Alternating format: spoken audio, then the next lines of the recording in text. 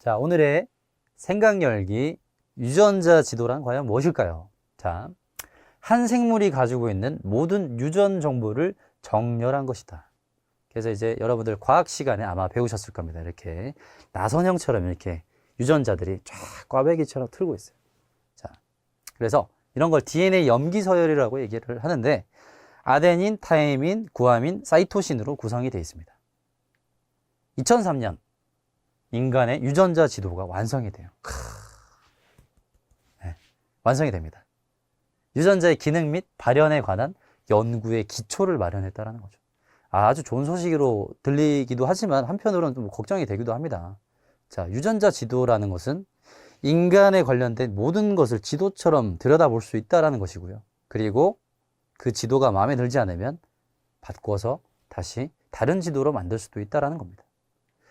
자, 유전자 지도가 완성됨에 따라서 아까도 말씀드렸죠. 다른 걸로 바꿀 수 있는 유전자 가위라는 기술을 통해서 유전자의 변형뿐만 아니라 인간 배아를 복제하는 수준까지 이르렀다라는 거죠. 한번 생각해 보세요. 여기 저와 똑같은 사람이 서 있다. 뭔가 느낌이 다를 것 같습니다. 그리고 과연 저의 정체성은 과연 무엇일지 한번 생각하게 만드는 대목이 아닌가 생각이 들고요. 자, 이에 따라서 우리는 윤리적인 문제가 발생하게 되고 그에 대해서 한번 논의를 해보려고 합니다.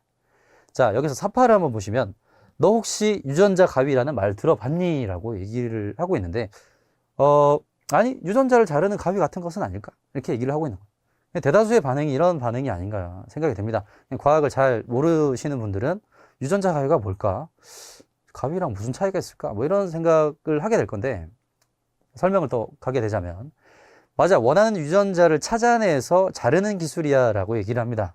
예, 원하는 부위, 원하는 유전자를 잘라내서 새로운 유전자를 합성할 수 있는 기술을 얘기하는 거죠. 앞으로 인간의 유전자도 잘라낼 수 있을 거야 라고 얘기를 하네요. 자, 의문을 제기합니다. 그런데 그렇게 사용해도 문제는 없을까? 네, 오늘의 생각 열기 핵심 의문입니다.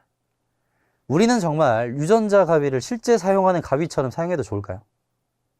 과연 진짜 종이접기, 우리 어렸을 때 썼던 그 종이접기를 할 때 가위를 썼던 것처럼 필요로 할 때 가위를 쓰고 다시 풀로 붙이고 이런 과정을 정말 우리 생활에서 하는 것처럼 편하게 해도 될까요? 생명과학 기술에는 빛과 명암이 존재하기 때문에 이에 대해서 윤리적 논의와 검토가 필요합니다. 그래서 오늘 이 시간에 생명과학 기술에 대해서 한번 살펴보도록 하겠습니다. 자, 생명과학 기술의 발달에 따른 생명윤리의 필요성을 말할 수 있다. 그리고 학습 내용, 생명과학 기술의 특성과 생명윤리에 관해서 살펴보도록 하겠습니다. 자, 오늘 첫 번째, 생명과학 기술의 특성인데요. 자, 하나뿐인 인간 생명을 다룬다. 자, 생명은 여러분들 하나예요. 우리가 여러분들 무슨 게임하면 뭐 이렇게 한 번 죽으면 또 살아나잖아요, 사실. 게임이고요. 이 세계는 하나뿐인 인간의 생명을 가지고 살아갑니다. 그렇기 때문에 인간의 생명은 굉장히 소중하고 존엄하다라는 사실을 꼭 여러분들 기억하셔야 될 거예요. 그리고 이 생명과학 기술은 생명체에 직접적인 영향을 끼칩니다. 간접적인 영향을 끼치는 것이 아니라 바로 즉각적으로 영향을 끼친다는 점에서 생명과학 기술은 특성을 지니고 있습니다. 자, 생명과학 기술의 긍정적 측면, 즉 빛을 볼 건데요. 변종 토마토에 대해서 한번 살펴보도록 하겠습니다. 자, 나방에 정말 여러분들 그 나방 아시죠? 날아다니는 나방. 나방에 세로핀이라는 물질이 있어요. 자, 물질이 있는데 이 물질이 뭐냐면 항염증 물질입니다. 즉 우리 피부 질환이 있을 때 바를 수 있는 물질이에요. 연고로도 아마 나왔을 겁니다. 토마토의 내성이 높아져서 병든 토마토의 비율이 줄어들게 되는 거예요. 자, 즉 토마토가 피부가 물러지지 않습니다. 유통 과정에서 손실을 안 입는 거죠.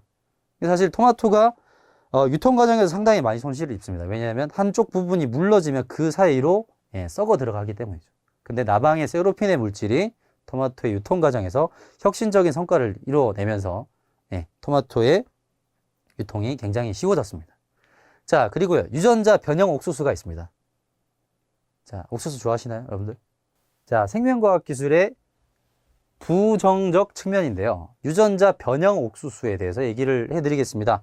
미국의 몇몇 연구진들은요, 유전자 변형 옥수수가 자라는 과정에서 이전보다 더 강력해진 해충이 등장할 수 있다고 경고하고 있습니다. 곤충이 옥수수를 갉아먹어 수확량이 줄어드는 일을 막기 위해서 옥수수에 아예 살충성 미생물 유전자를 삽입한 거예요. 그러면 이 옥수수에 내성이 생겨서 먹고도 죽지 않는 슈퍼 해충이 생긴다는 문제가 발생한다는 거예요.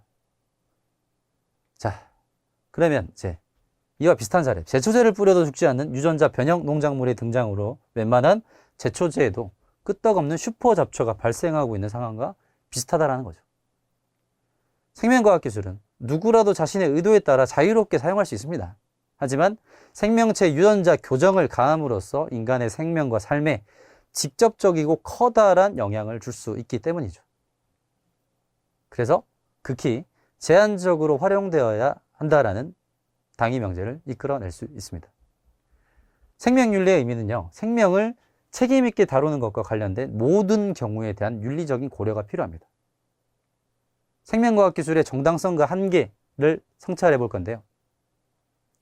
생명과학 기술은 하나뿐인 생명을 다루며 생명체에게 직접적인 영향을 끼칩니다. 그래서 생명과학 기술을 잘못 이용할 경우에는 그 결과를 돌이킬 수 없고 피해도 상당히 크다라는 거죠.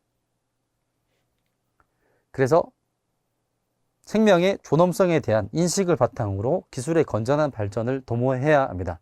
왜냐하면 생명과학 기술의 목적은 바로 인간의 삶을 위해서, 인간이 좀 더 편의를 위해서, 인간의 생명의 존엄성을 위해서 존재하는 것이기 때문입니다.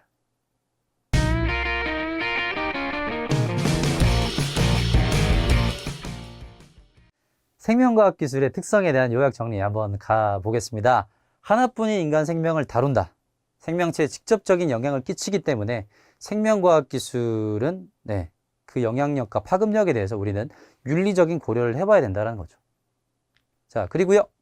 생명과학 기술의 긍정적 측면으로서 변종 토마토 사례를 얘기를 했습니다. 생명공학 기술을 활용해서 토마토의 내성이 높아져죠. 그렇죠. 나방의 세로핀이라는 물질을 활용해서 병든 토마토의 비율을 낮추게 되었어요.